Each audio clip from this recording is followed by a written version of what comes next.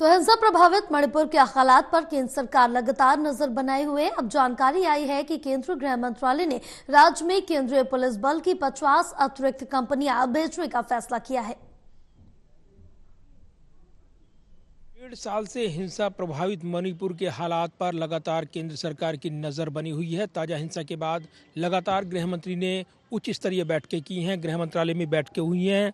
दरअसल मणिपुर में लगातार बिगड़ रही कानून व्यवस्था को लेकर केंद्र सरकार अब बड़ा एक्शन लेने की तैयारी में नजर आ रही है। पूरे हालात पर केंद्र सरकार की नज़र बनी हुई है। जानकारी ये भी मिल रही है कि केंद्रीय गृह मंत्रालय ने राज्य में केंद्रीय पुलिस बल की 50 अतिरिक्त कंपनियां भेजने का फैसला किया है। इससे पहले गृह मंत्रालय ने बीते हफ्ते ही केंद्रीय बलों की 20 टुकड़ियां भेजी थी। इनमें 15 टुकड़ी सीआरपीएफ जवानों की और 5 टुकड़ी बीएसएफ जवानों की थी। अब अगले हफ्ते जिन 50 जो कंपनियों को भेजने का फैसला हुआ है उसमें 35 कंपनियां सीआरपीएफ की और बाकी बीएसएफ की होंगी। सीआरपीएफ के डीजी और केंद्रीय सशस्त्र पुलिस बलों के वरिष्ठ अधिकारी पहले ही मणिपुर में कैंप कर रहे हैं। वहीं गृह मंत्री अमित शाह ने मणिपुर में हिंसा बढ़ने के बाद महाराष्ट्र के अपने राजनीतिक कार्यक्रमों को रद्द कर दिया और गृह मंत्रालय के आला अधिकारियों के साथ उच्च स्तरीय बैठकें की हैं।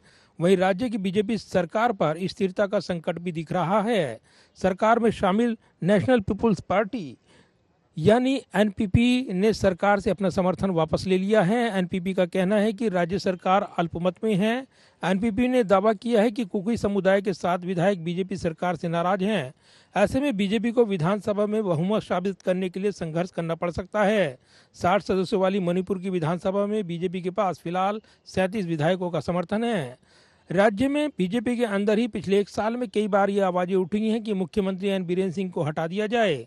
अब राज्य में ताजा हिंसा के बाद बीजेपी पर मुख्यमंत्री बीरेन सिंह को हटाने का दबाव बढ़ गया है। चर्चा तो ये भी है कि केंद्र सरकार राज्य में राष्ट्रपति शासन जैसे विकल्प पर जल्द ही फैसला कर सकती है। वहीं कांग्रेस और तमाम विपक्षी दलों ने मणिपुर में हिंसा को लेकर बीजेपी को घेरा हुआ है। जानकारी के मुताबिक मणिपुर में हिंसा की ताजा घटनाओं के बाद कांग्रेस के 5 विधायक विधानसभा से इस्तीफा देने के लिए तैयारी कर रही हैं।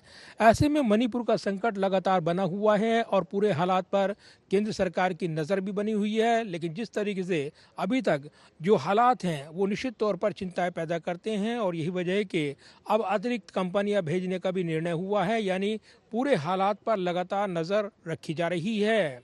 कैमरामैन विद्याब्रिक के साथ प्रदीप कुमार, टोटल न्यूज़, दिल्ली।